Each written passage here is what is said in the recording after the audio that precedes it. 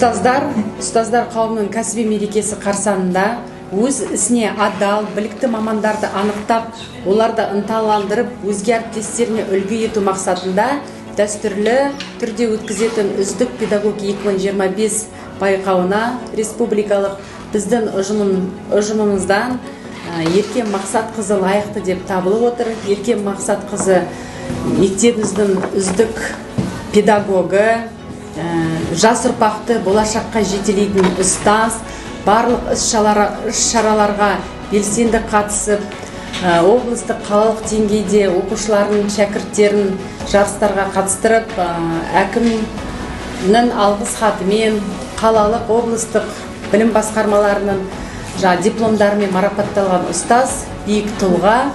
Сондықтан біз осы мектебіміздің атынан Еркем Мақсатқызы лайықты деп сенім тапсырамыз.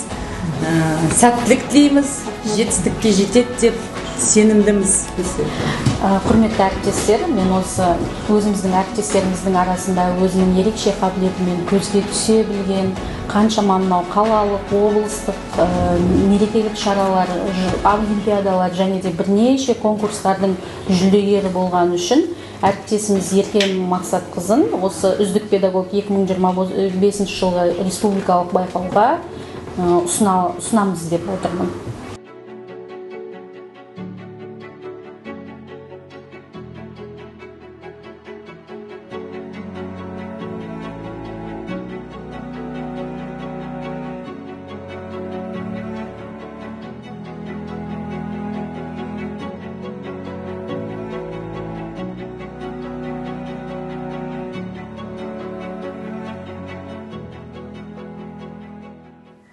Қайырлы күн, құрметті көрермендер.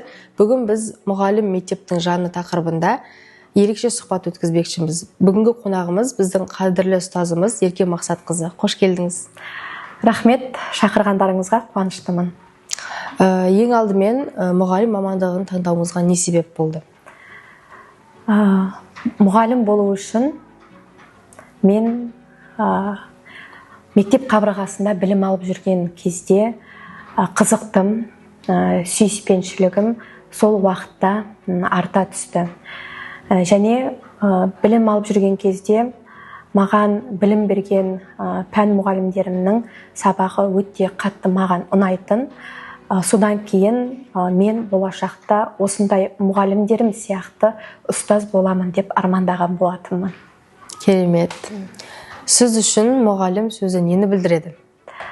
Мұғалім балаға тек білім беруші ғана емес, сонымен қатар балаға бағыт бағдар көрсететін, арманын оятатын, өмірге жол сілтейтін тұлға деп ойлаймын. Сізді оқушыларыңыз қандай қасиеттеріңіз үшін жақсы көреді деп ойлайсыз? Өте күрделі сұрақ. Жауабым да көп.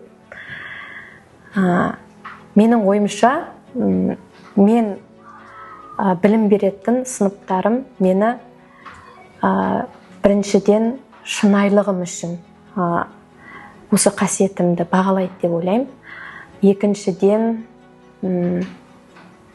адал еңбегім үшін бағалайды деп ойлаймын. Осы ұстаздық жолыңызда бір есте қалған ерекше қызықты оқиға бар ма? Бұндай оқиғалар өте көп. Сол оқиғаларымның ішінде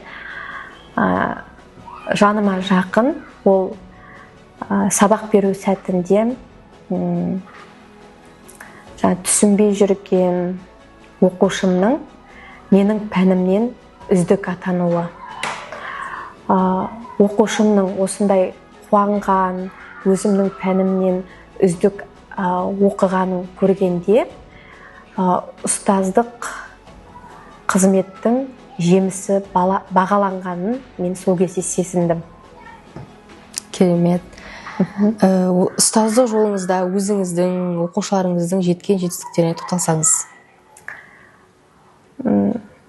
Осы 9-шы мектепте қызмет етіп жүргеніме 10 жылдан астам уақыт болды. Осы уақыттардың аралығында мен көптеген байқауларға қатыстым. Бұл байқаулар соның ішінде өзім пәнім бойынша 2024-2025 оқу жылында қалалық тарих және құқық пәні мұғалімдерінің олимпиадасынан 3-ші орынға ие болдым. Сонымен қатар қалалық турхайк жаяу жүргіншілер байқауынан мектептегі әріптестеріммен қатысып, шығармашыл топ номинациясы бойынша дипломға ие болдым.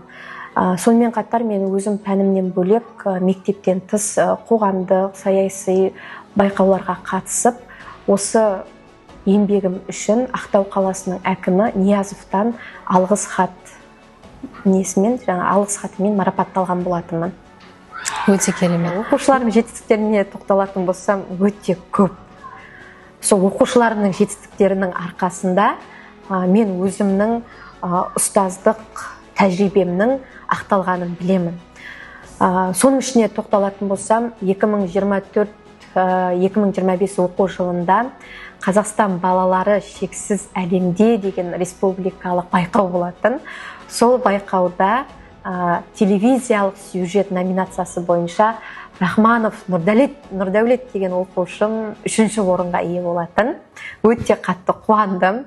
Келесі дәл осы республикалық байқаудан үздік көркем фильм номинациясы бойынша Махамбет Рауан деген оқушым 2-ші орынға ие болды.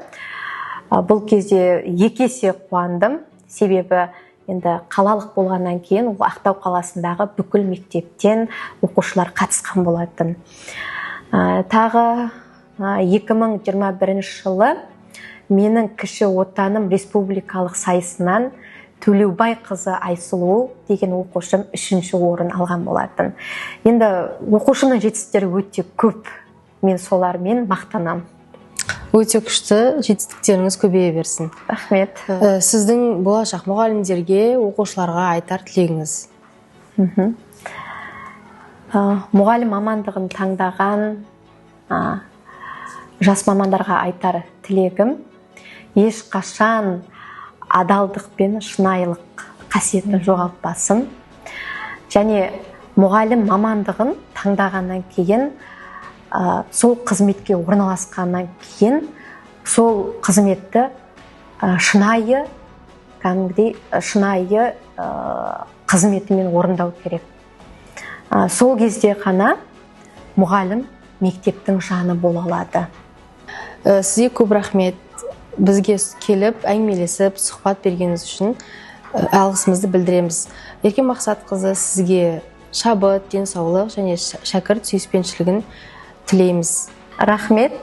Сіздерге де шығармашылық табыс тілеймін. Саламатсыз ба, Аружан? Сіз Ерке Мақсатқызы туралы не айта аласыз?